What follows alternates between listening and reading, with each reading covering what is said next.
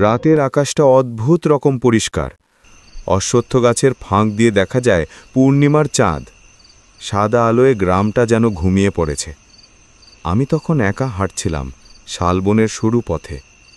আমার নাম অমরেশ, বনবিভাগের চাকর। ছোট্ট অফিস এই বনাঞ্চলের মধ্যে।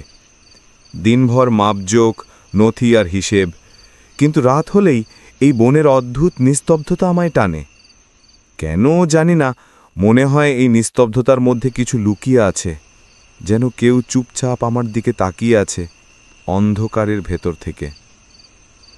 এই বনটার নাম ভেতরচর জঙ্গল। লোকমুখে শোনা যায় একসময় এখানে এক পুরনো আশ্রম ছিল।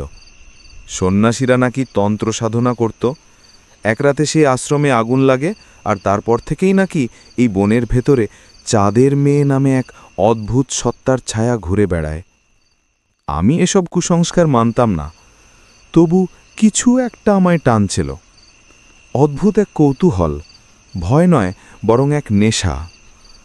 এক রাতে অফিস থেকে ফিরতে ফিরতে দেখি চাঁদের আলোয় বনটা যেন অন্যরকম। গাছের ছায়া মাটিতে পড়ে কাঁপছে, যেন কেউ হাঁটছে। আমি থেমে গেলাম। দূরে কোথাও যেন কারোর গান শোনা গেল। একটা মেয়ের গলা, খুব মিষ্টি, কিন্তু ভেতরে একরকম কাঁপুনি। আমি ডাক দিলাম, কে আছো ওখানে? কোনো উত্তর নেই, কেবল গানের সুরটা ধীরে ধীরে কাছে আসছে, আর চাঁদের আলোয় এক সাদা শাড়ি দুলে উঠছে গাছের আড়াল থেকে। আমি যেন সম্মোহিত হয়ে গেলাম। মেয়েটা এগিয়ে এলো। মুখটা অদ্ভুত ফর্সা, চুল খোলা, চোখে জলের মতো দীপ্তি।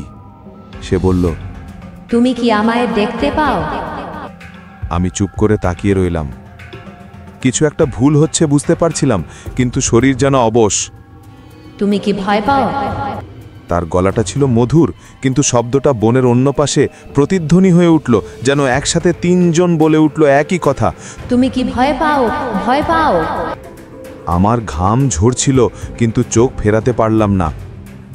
পরের মুহূর্তে হাওয়া যেন থেমে গেল, পাতা নড়া বন্ধ, চাঁদের আলো ম্লান হয়ে এলো, আর আমি দেখলাম মেয়েটার পা মাটিতে ছোঁয় না, সে ভেসে আছে।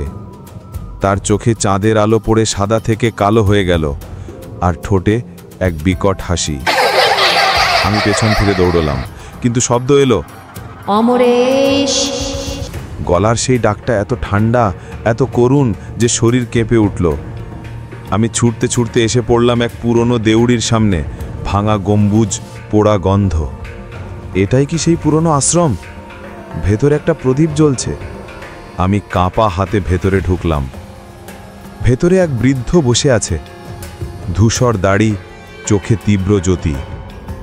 তিনি শান্ত গলায় বললেন, তুমি তাকে দেখেছ?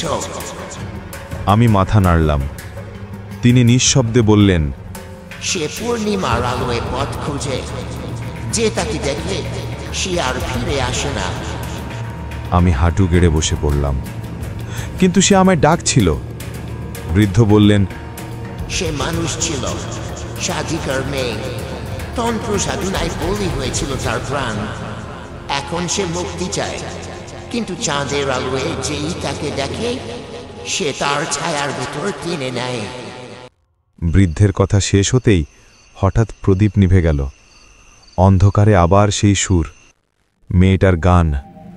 বন কেঁপে উঠছে, বাতাসের গর্জন, পাতার ঝরঝর শব্দ। আমি চিৎকার করলাম, কিন্তু নিজের আওয়াজ শুনতে পেলাম না। শেষ যা মনে আছে, চাঁদের আলোয় সেই মুখটা একেবারে কাছে। সে ফিসফিস করে বলল, আজ তুমি আমার সঙ্গে যাবে। আজও ভেতরচর গ্রামের মানুষ বলে, পূর্ণিমার রাতে যদি কেউ বন পথে হাঁটে, তবে সে আর ফিরে না। শুধু চাঁদের আলোয় ভেসে বেড়ায় এক ফিসফিস শব্দ, অমরেশ। গল্পটি যদি ভালো লাগে তবে লাইক, শেয়ার আর সাবস্ক্রাইব করতে ভুলবেন না।